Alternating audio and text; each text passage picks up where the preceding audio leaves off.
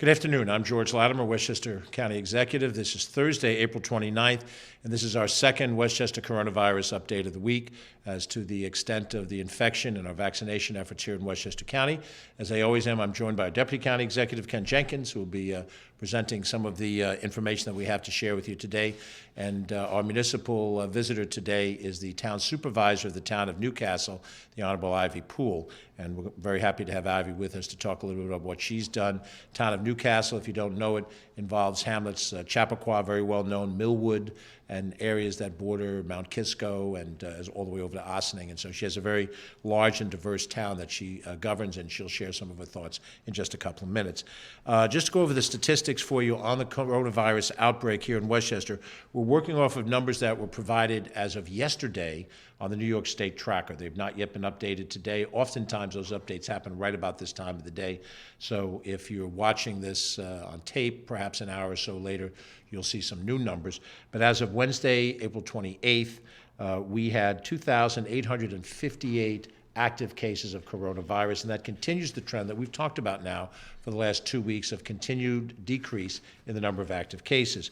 A week ago, that number was 1,000 more, 3,866 cases, and 2 weeks ago, it was 2,000 higher, 4,803 cases. So 1,000 a week in active cases we've dropped in the last 2 weeks. We're down to 2,858. In the middle of January, in the aftermath of the holiday spike, Christmas, Thanksgiving, New Year's, we were at 11,500 plus active cases. So to be at 2,858 is a good place to be. We're encouraged by that. We're not out of the woods yet, and we've seen this rise and fall last year, where by the time we hit the summertime, we were down to under 500 cases in a given period of time. But the trend line is a good trend line, and we'll take it. We have, at the moment, 138 individuals who are hospitalized for COVID. That number continues downward. If you go back a couple of weeks ago, 2 weeks ago, we were at 194 people hospitalized, 226 3 weeks ago. And again, that more recent peak in the middle of January, we had 588 people hospitalized, down now to 138.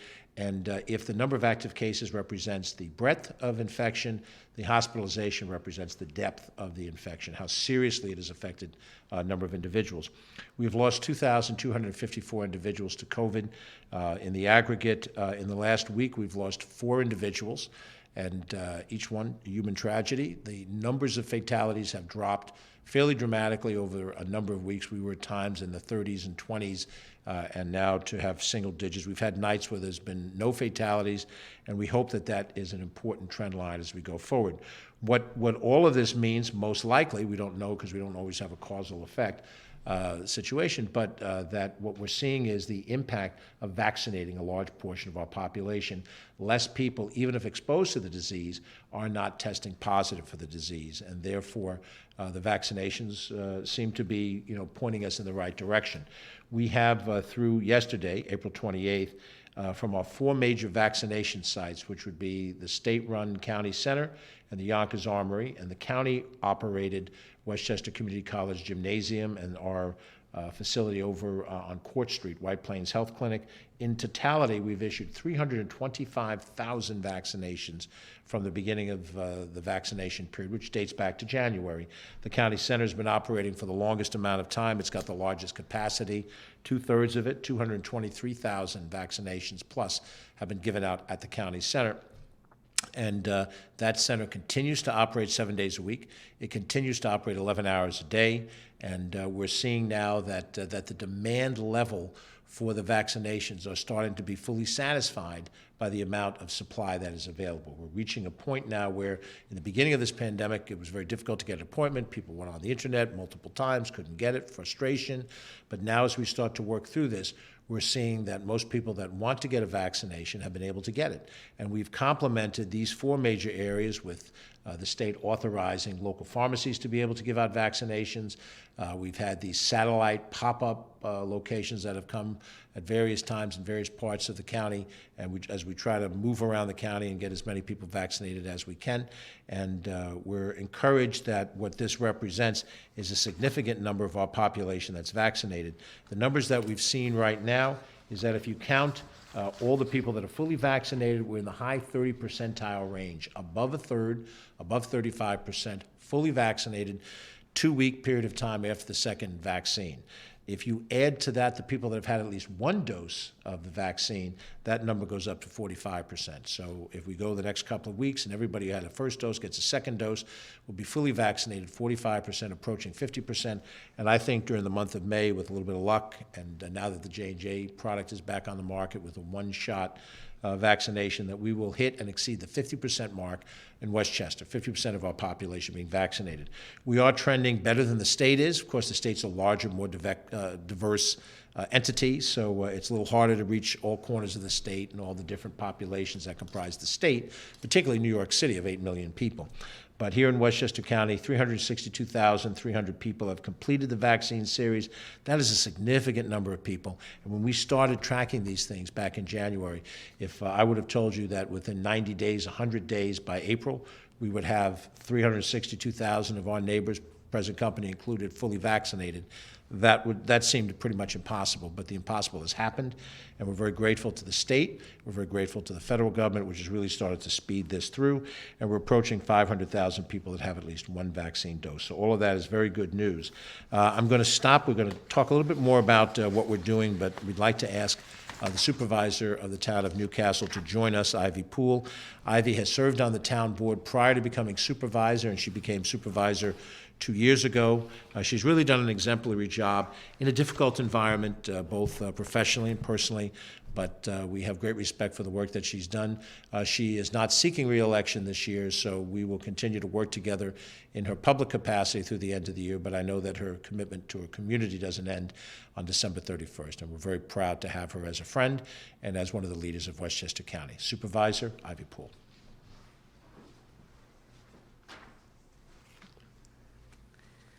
Thank you very much for that introduction, and thank you, County Executive George Latimer and Deputy County Executive Ken Jenkins, for inviting me to join you for today's press conference.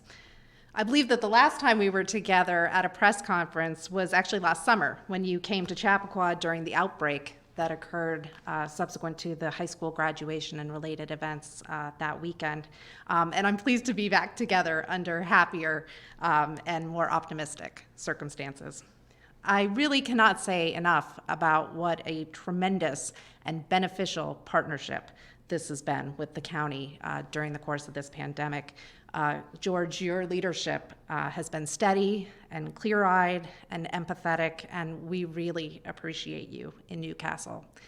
And your team has been working tirelessly with local governments and responding to our many, many questions, coordinating our pandemic response, and of course now working together on vaccination events.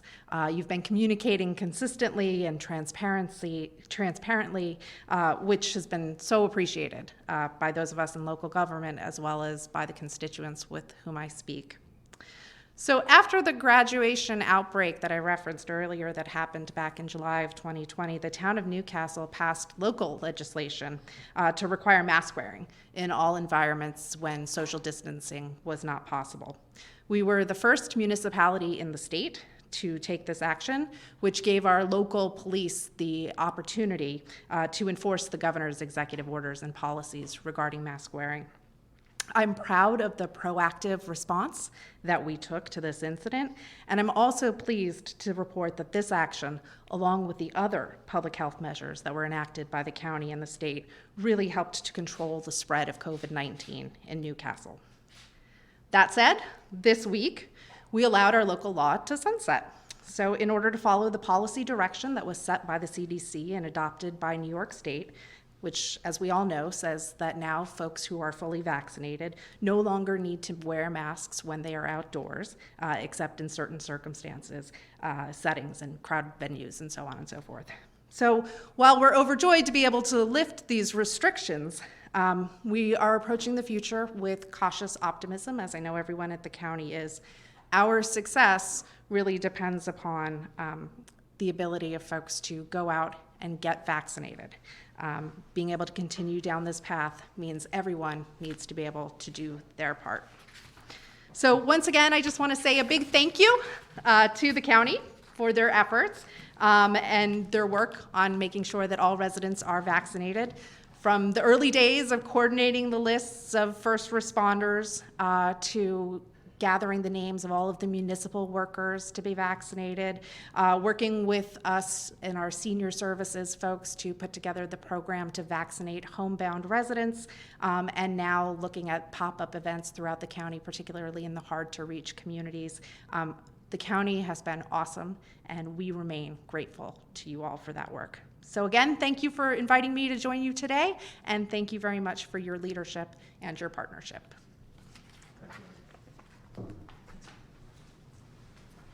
Thank you, Supervisor Ivy Poole, and we do want to thank you and your town government for your professional work in all of these things.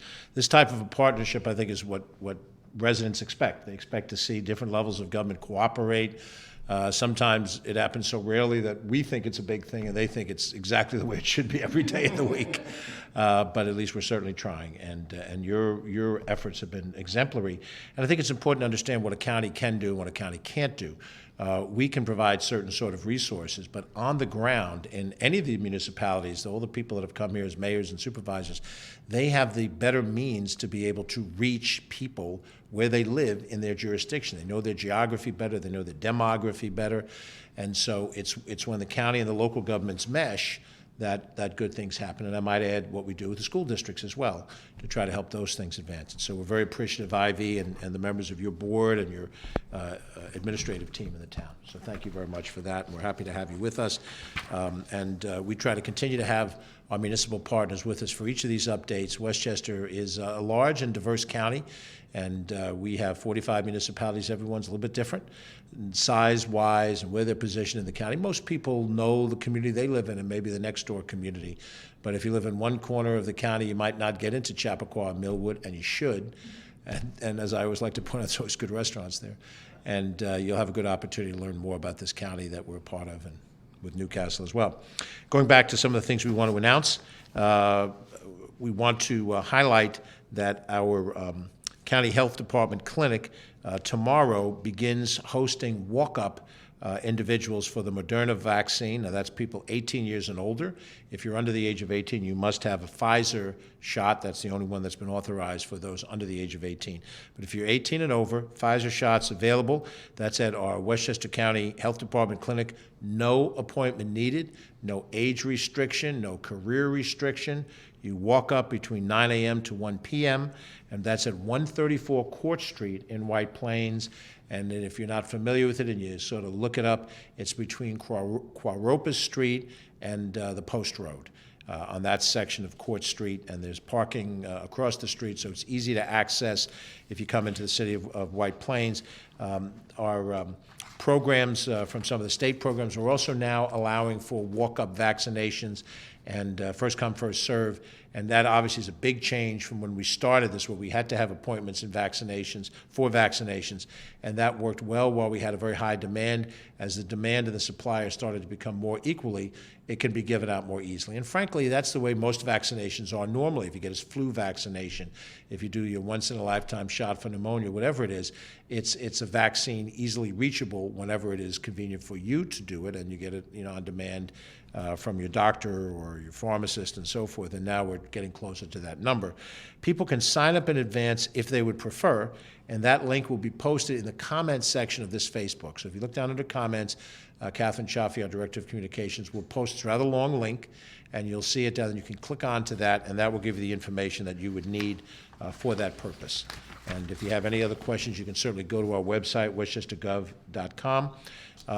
We're sending a request to senior program administrators asking for information on protocols and precautions for making in-person programs available to senior citizens if they've done so or are making plans to do so. And we'd appreciate if you'd follow up to make sure we have a timely response that will help us help you and get the vaccine out in many places as is possible.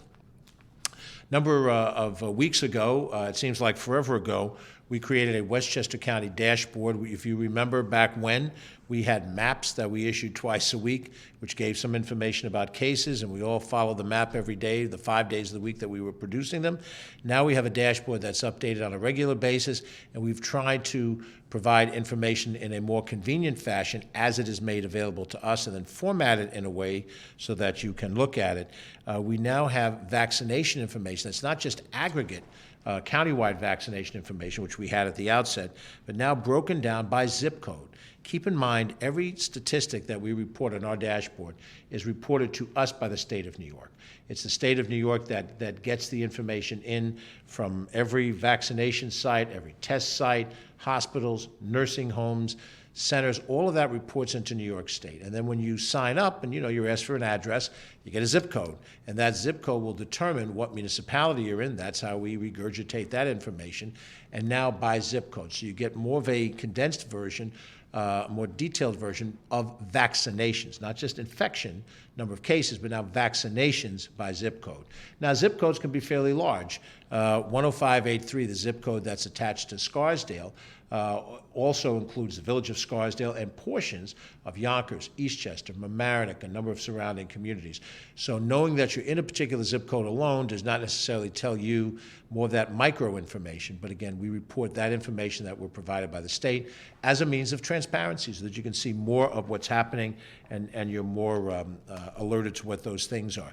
It'll show the total number of vaccinations that are administered and the percent of population by age that are vaccinated. The totals do combine vaccinations of Pfizer, Moderna, and J&J. We don't differentiate them by type of vaccine. The general information, as I said before, shows that we are outpacing the state. In some of our neighboring counties, there are some places that are outpacing us, and there are a lot of reasons for that, the size of the county, the demographics of the county, or of the jurisdiction. But we're all working hard to get as high a percentage number as we can. We've been working with Ossining and Scarsdale and their volunteer ambulance corps, and along with Empress, to provide vaccination for the homebound. Now that the J&J product is being administered again, that is the most convenient mechanism to provide vaccinations for the homebound. It is a one-shot vaccination, and you can appreciate the logistics of going to someone's home and then making sure that in a 3 or 4 week period you're going back to that person's home and doing it all in the same sequence, and who was home one day but not the next. There's any number of different issues.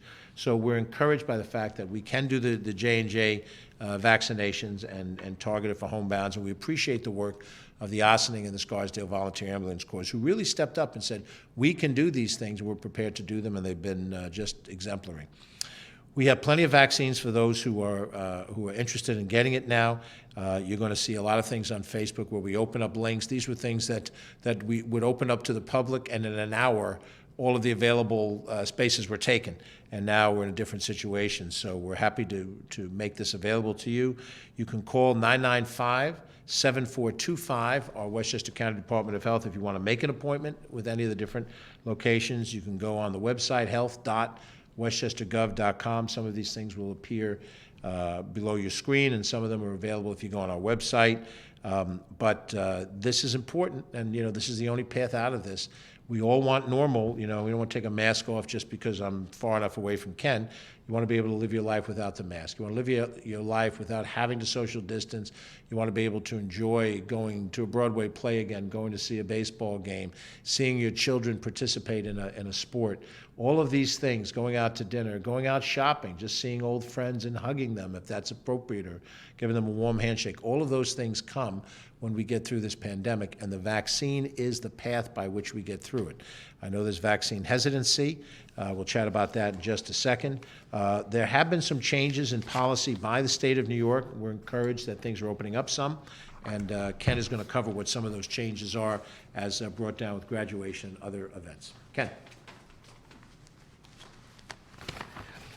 Thanks, George. And as the county executive just pointed out, New York State has come out with new guidelines for both graduations and for indoor and outdoor events. But in recognition with Supervisor Ivy Poole being here, and the things that happened with Newcastle, and the great work in trying to ensure that people were being recognized for the accomplishment of graduating from high school or upcoming in May, colleges and that kind of thing, it is so important to do. We at our county center, obviously is a vaccination site. And it has not been available to us, and we had people would come for thousands of individuals to celebrate that graduation.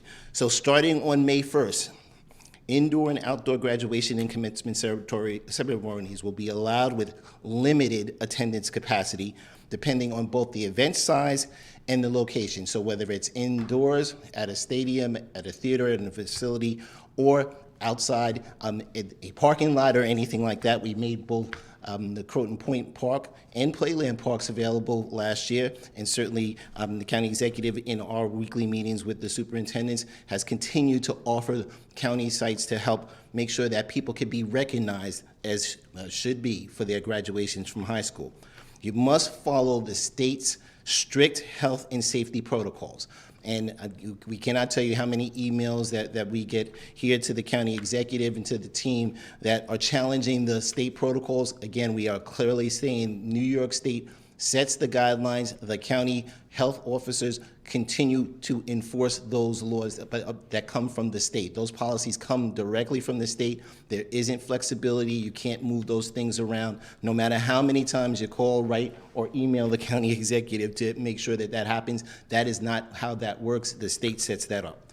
All event organizers and venues hosting those ceremonies should look at those particular protocols. That includes requiring face masks, social distancing, health screenings, and collection of contact tracing information.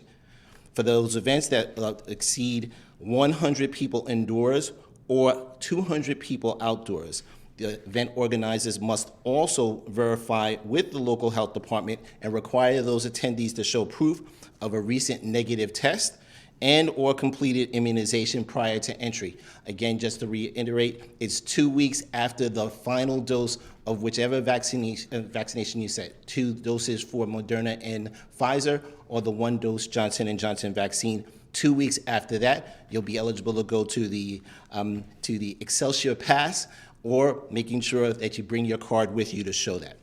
Large outdoor events have also had modifications that have happened.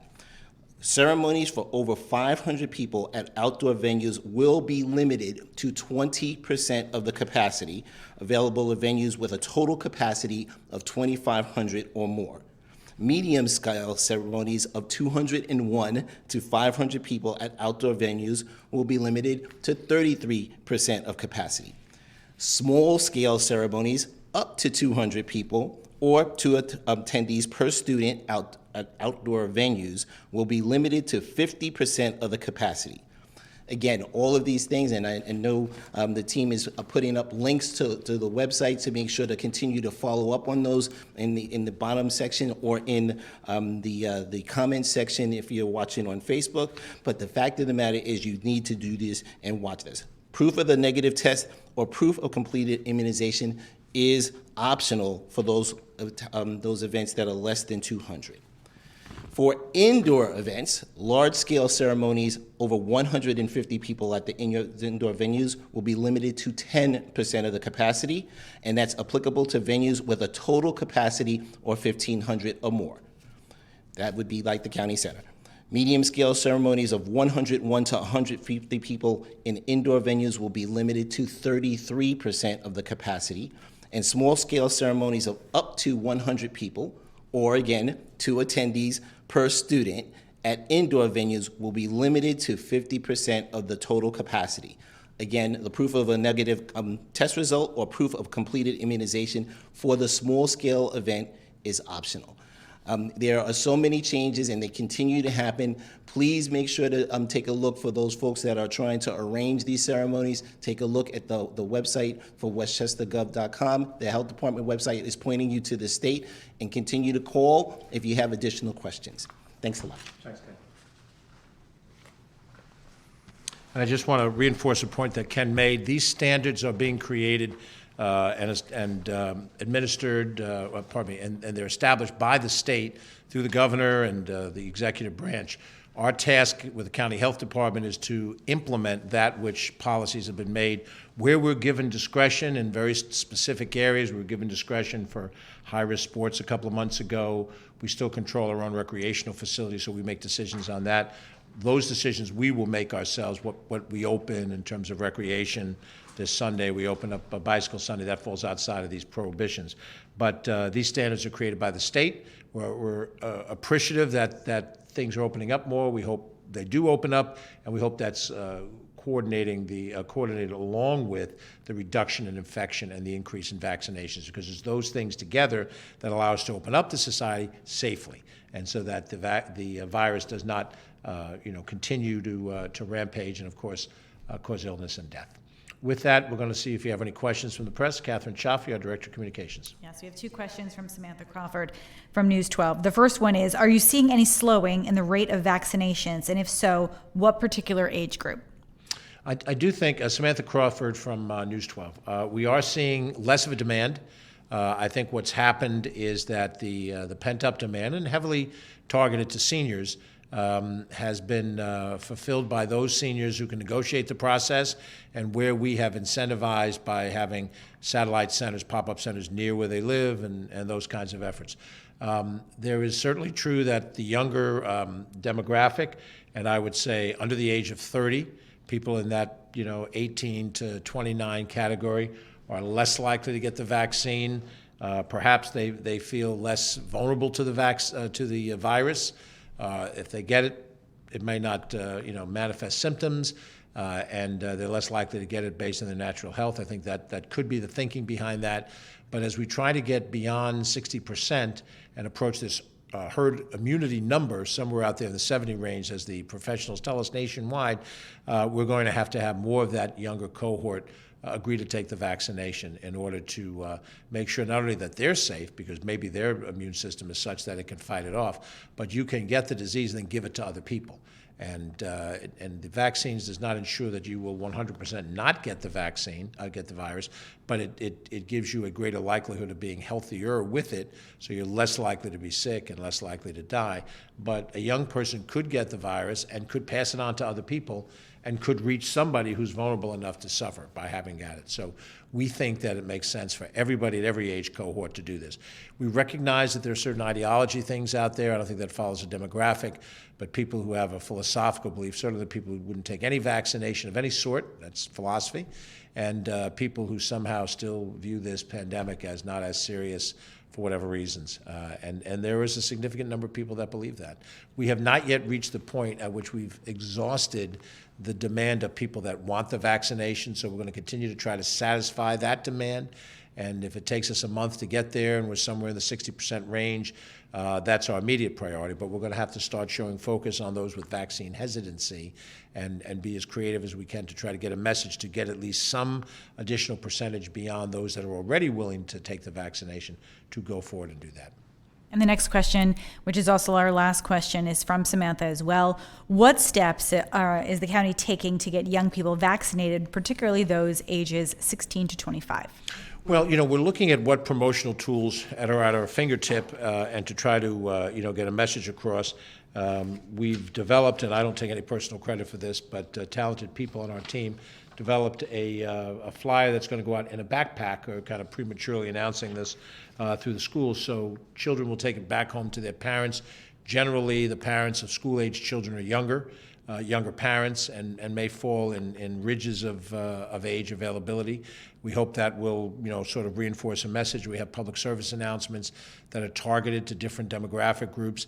And I think when you see people who share your demographic, people who are famous, whether it's a New York Knick, a New York Ranger, a Rockette, somebody like that, and you see that they've taken the vaccine, they believe it's the right thing to do, it's more likely that you'll see it as the right thing to do. So we're going to try to use those tools to overcome vaccine hesitancy. We also think medical professionals who share those demographics will be persuasive as well. People will see people who look like them urging them to do this, and hopefully that will help. How well we do with our campaign will be seen, and it's not just a Westchester issue. This is a nationwide issue, so I'm sure there's going to be a lot of things happening across the board, Samantha. We will keep you posted. We'll be doing, more public things relative to this, and we'll certainly share it with our friends in the press. So if there anyone else from the press has any questions about what we've covered today, feel free to give Catherine Chaffee outreach 995-2932, and we'll be happy to talk to you, do any interviews offline.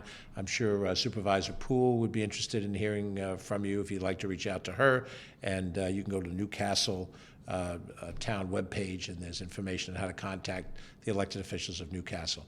But we appreciate your attention. We'll be back again on Monday. We'll be in the month of May. when we do return, and we will be happy to give you an update. The numbers, we hope, will continue to be good. If we see any other changes from the governor's office down, changing policies, we'll share those with you. We'll have another one of our municipal partners with us to talk about their community. And in the meantime, have a very safe end of the week, very safe weekend, and enjoy it. The spring is here, and hopefully we'll have a very different end of spring and summer than we had a year ago. I'm George Latimer, Westchester County Executive. Thanks for watching. Take care.